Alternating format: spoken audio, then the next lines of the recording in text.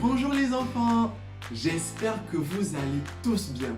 C'est super chouette qu'on puisse avoir notre culte des enfants malgré la distance, n'est-ce pas? Alors est-ce que vous êtes prêts à démarrer ces moments? Oui, c'est parti!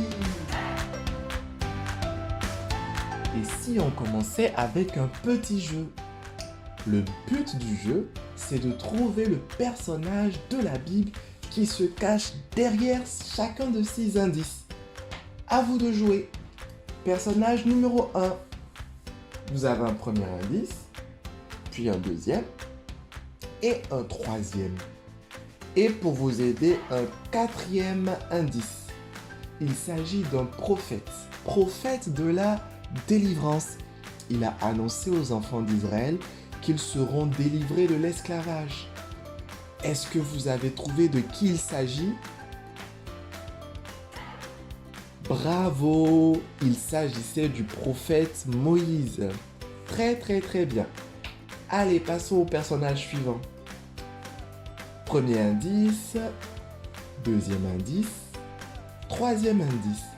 Est-ce que ces indices vous aident à trouver de qui il s'agit?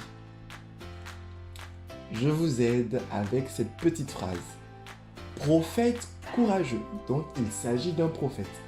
Il a eu le courage d'aller voir le roi d'Israël et dire à ce roi de la part de Dieu qu'il avait mal agi.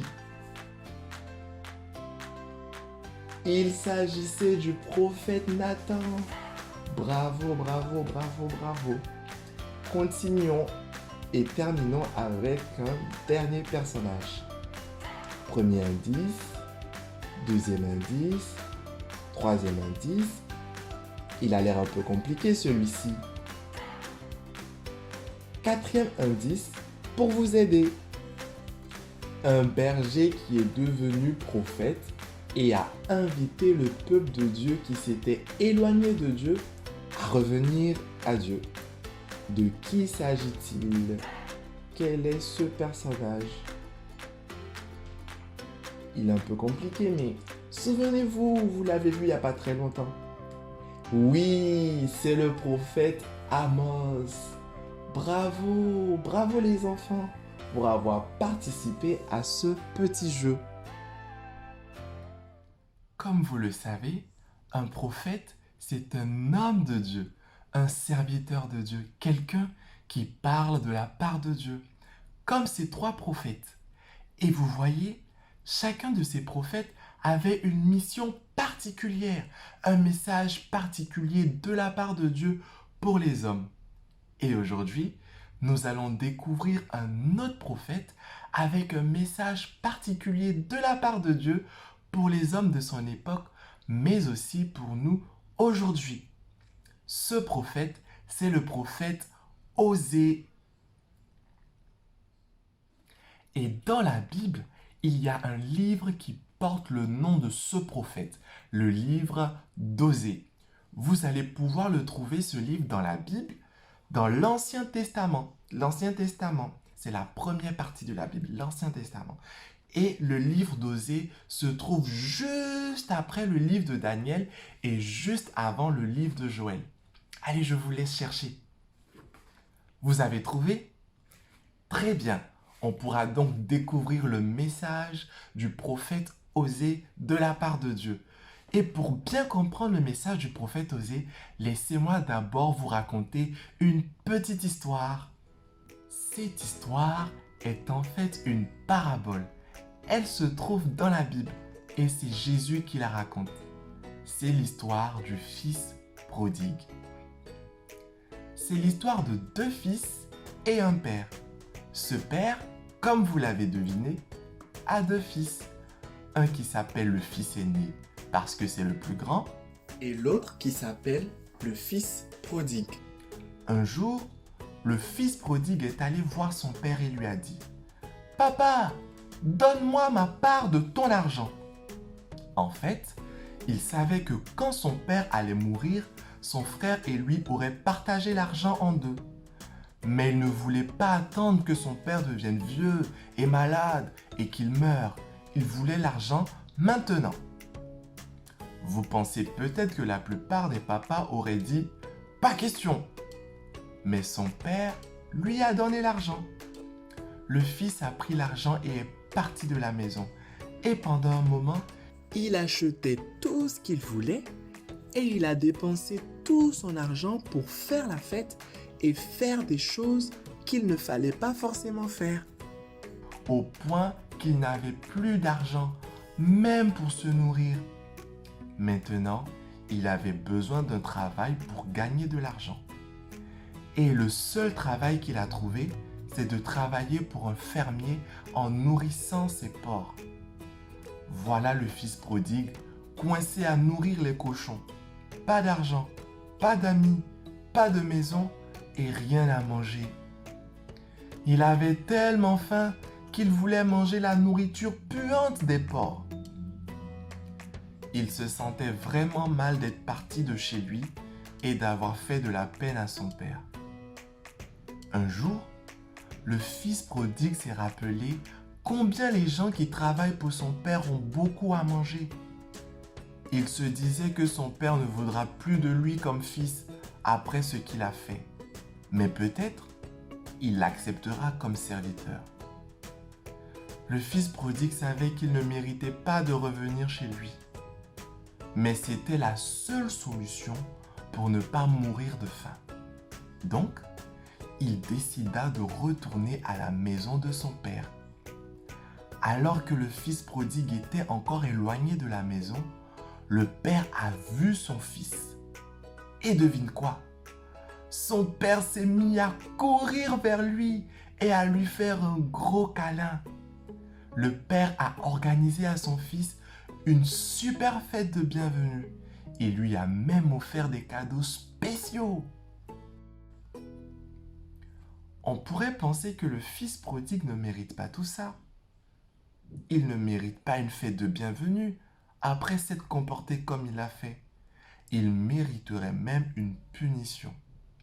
Pourtant, son père ne l'a pas puni, mais il s'est réjoui de retrouver son fils, alors qu'il ne le mérite pas. Pourquoi cela?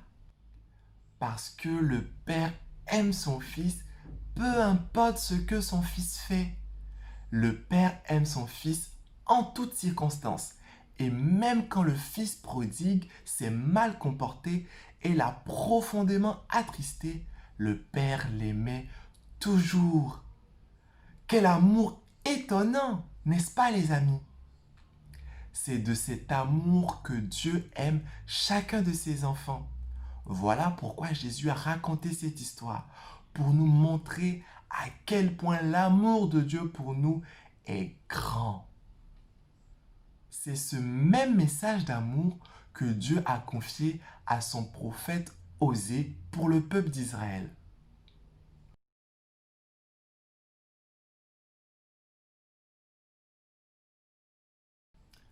À l'époque du prophète Osée, le peuple d'Israël s'était éloigné de Dieu. Un peu comme le fils prodigue, ils s'étaient éloignés de Dieu leur Père pour vivre leur vie comme ils voulaient. Le peuple de Dieu n'adorait plus Dieu seul. Il adorait aussi les faux dieux des peuples étrangers.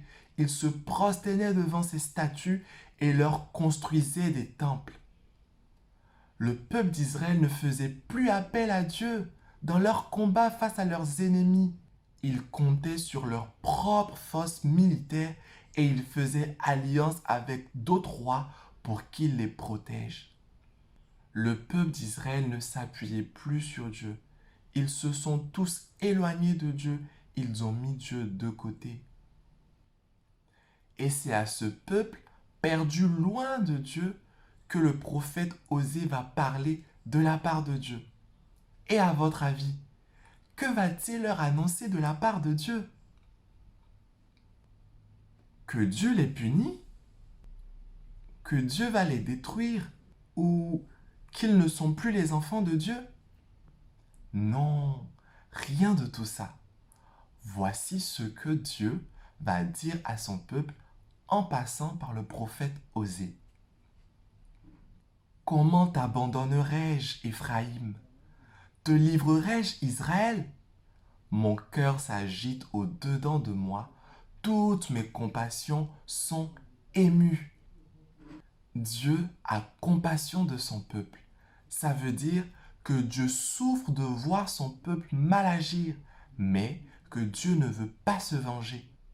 Dieu a compassion et aime son peuple qui a mal agi, qui s'est éloigné de lui. Oui, Dieu aime son peuple. Et même quand son peuple n'agit pas de la meilleure des façons, Dieu continue à l'aimer. Comment cela est-il possible que Dieu continue à aimer son peuple alors qu'il ne le mérite même pas? Dieu répond à cette question en parlant par son prophète Osée. Regardez ce que Dieu dit. Je n'exécuterai point l'ardeur de ma colère, et je ne reviendrai pas pour détruire Éphraïm, car je suis Dieu et non pas un homme. Voilà les enfants la réponse de Dieu. Dieu est Dieu. Dieu n'est pas un homme. Dieu, il ne nous aime pas comme nous les hommes on aime. L'amour de Dieu est bien plus grand que le plus grand amour qu'un homme pourrait avoir.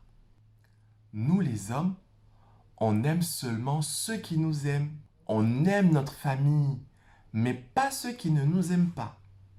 Dieu, lui, il nous aime sans condition, quand bien même nous ne l'aimons pas toujours de tout notre cœur.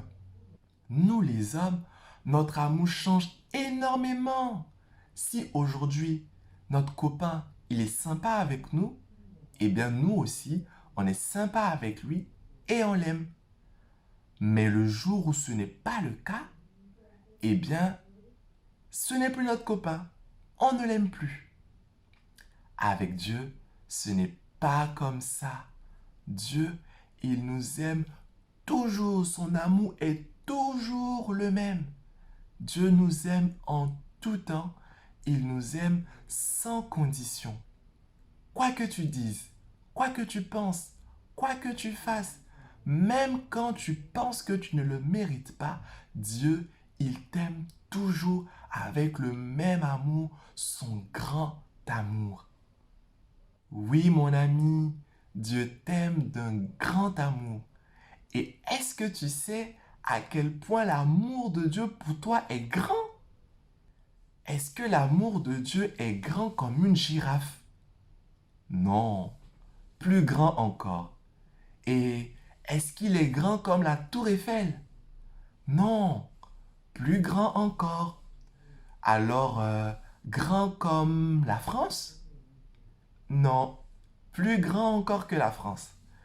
Grand comme la Terre? Non, plus grand encore. Grand comme l'univers entier. Plus grand encore. L'amour de Dieu se mesure à la taille de Dieu.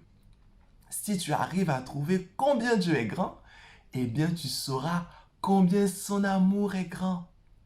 Autant Dieu est grand, autant son amour pour toi est grand.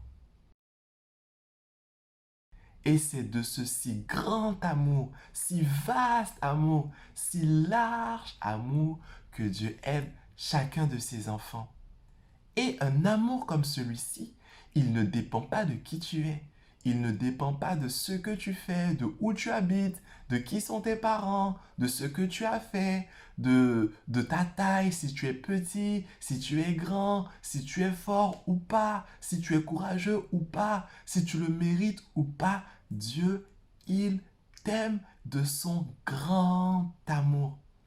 L'amour de Dieu ne dépend pas non plus des saisons. Qu'il fasse beau ou qu'il fasse gris, que les circonstances soient joyeuses ou tristes, Dieu, il nous aime et son amour, il est toujours le même. Et voilà le message que Dieu a donné au prophète Osée pour le peuple d'Israël, mais aussi pour toi et pour moi. Ce message, c'est que Dieu t'aime de son grand amour et même quand tu ne le mérites pas. Et cet extraordinaire amour de Dieu me pousse à venir vers Dieu et aussi à revenir vers Dieu quand parfois je me suis éloigné de lui.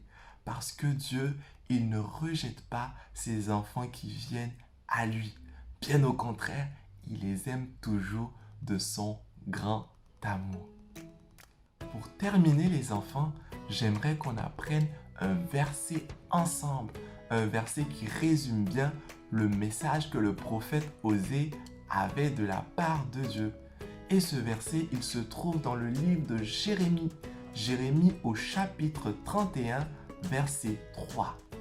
Je t'aime d'un amour éternel. C'est Dieu qui nous parle. Il dit qu'il nous aime d'un amour éternel.